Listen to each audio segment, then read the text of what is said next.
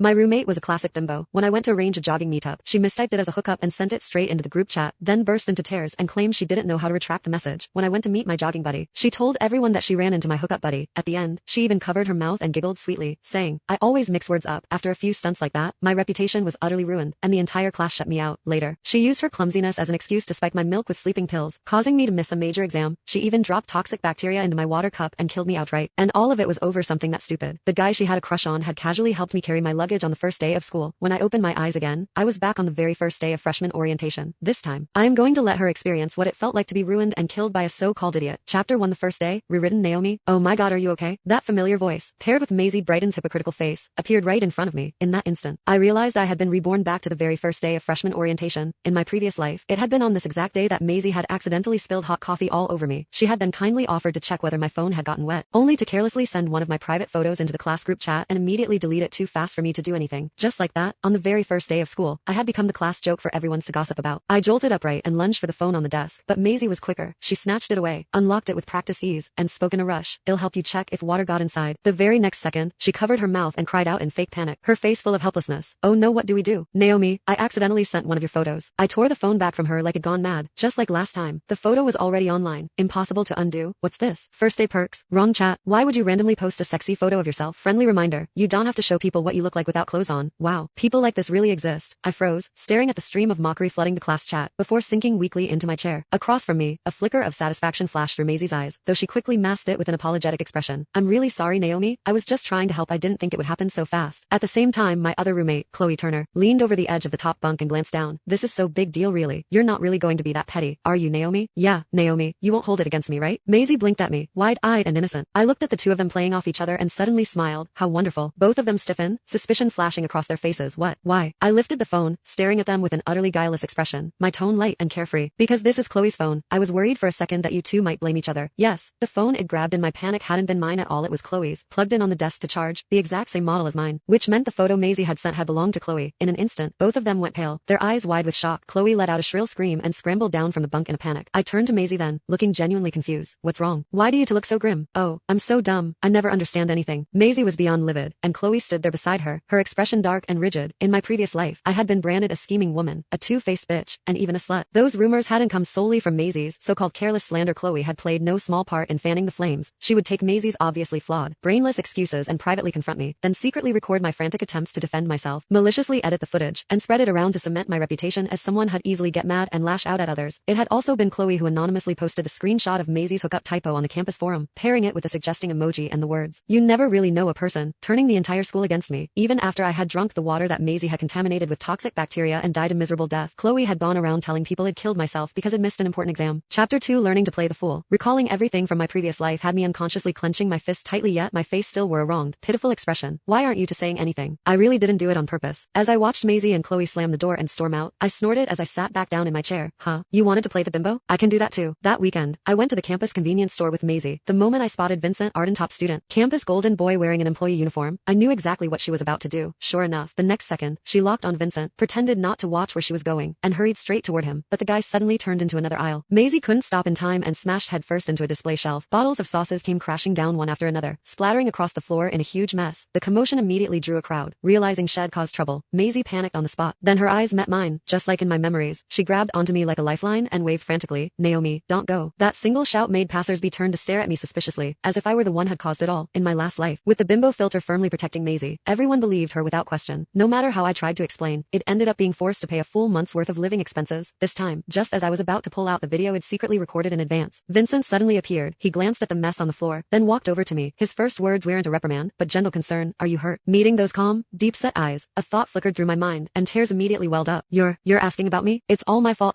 Before I could finish, Maisie, seeing that Vincent was concerned about me, hurriedly shoved me aside. "What are you saying, Naomi? I'm the one who knocked over the shelf." She stepped shyly in front of Vincent. "Hi, my name's Maisie. Thank you for your concern. I'm not hurt. Would you like us to get to know each other?" The very next second, a staff member wearing a manager's badge appeared, his expression grave. "In that case, miss, please come with me to discuss compensation." Maisie froze, the smile on her lips instantly stiffening. That evening, when I returned to the dorm carrying a stack of exam admission slips, Maisie immediately rushed over, firing questions at me nonstop. "Naomi, what did Vincent say to you when he chased after you today? Where did you go afterward?" I paused, recalling the afternoon. While Maisie had been stopped and pressed about compensation, it turned around decisively and left. Vincent had hurried after me from behind, calling out, "Hey wait." H hesitated, then spoke spoken carefully. Just be careful of that friend of yours, and could I add you on?